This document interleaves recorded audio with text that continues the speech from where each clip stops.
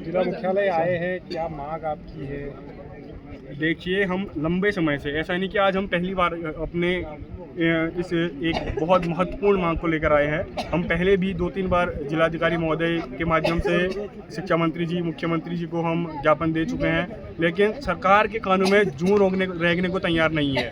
आप समझ सकते हैं उस गांव की हालत जहां का बच्चा 20 किलोमीटर सुबह शाम चलने को मजबूर हो। क्या गुजरती होगी उन माँ बापों के ऊपर जो सुबह 6 बजे अपने बच्चे को घर से भेजता है और शाम को 6 बजे के बाद ही बच्चा घर पहुंचता है। जिनकी आर्थिक स्थिति गांव में अच्छी है वो तो शिक्षा के लिए, अच्छे संस्थानों के लिए गांव से पलायन कर गए, लेकिन जिन लोगों की आर्थिक स्थिति अच्छी नहीं है उन लोगों का क्या होगा? सरकार को उन लोगों के बारे में समझना चाहिए। हमारे गाँव के इस महत्वपूर्ण मांग को स्वीकृत करना चाहिए। हम लोग आज क्रमिक अनशन पर बैठने जा रहे हैं। हम लोग तब तक नहीं उठेंगे जब तक सरकार हमारे गांव में कक्षा 11 की कक्षाएं प्रारंभ न कर दे। आपका नाम?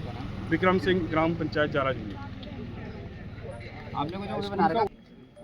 क्या बताइए हम जाराजुली के ग्रामीण आज लगभग 110 किलोमीटर दूर जिला मुख्यालय आए हैं।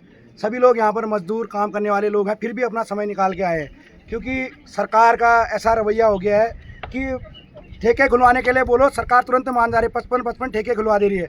लेकिन हमारे जो इंटर कॉलेज की मांग है वो हम लगातार पिछले 3 सालों से कर रहे हैं कि हमें इंटर कॉलेज दे दीजिए।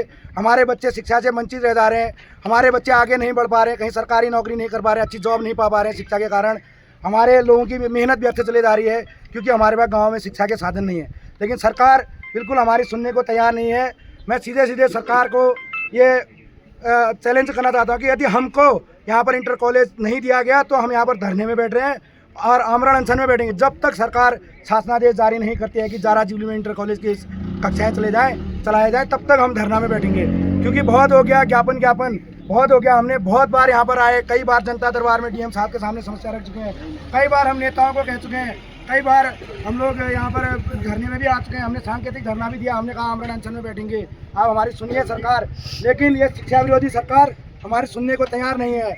लेकिन हम भी अपनी मांग मनवा के रहेंगे, क्योंकि ये कोई भीख नहीं मांग रहे हैं। हम अपने शिक्षा का अधिकार मांग रहे हैं, क्योंकि हमारा अधिकार है। हम भारत के नागरिक हैं, शिक्षा हमारा भी अधिकार है। शिक्षा पर किसी शहरी व्यक्ति का या किसी अमीर व्यक्ति का कब्जा नहीं होना चाहिए। शिक्षा गांव के आखिरी छोर तक पहुंचनी चाहिए। पहाड़ के उस क्षेत्र में भी शिक्षा पहुंचनी चाहिए जहां पर वोटर कम है। वोट बैंक की राजनीति हमारे उत्तराखंड में बंद होनी चाहिए, क्योंकि जो पहाड़ है तभी हमारे उत्तराखंड की, हमारे भारत की सीमाएं सुरक्षित हैं।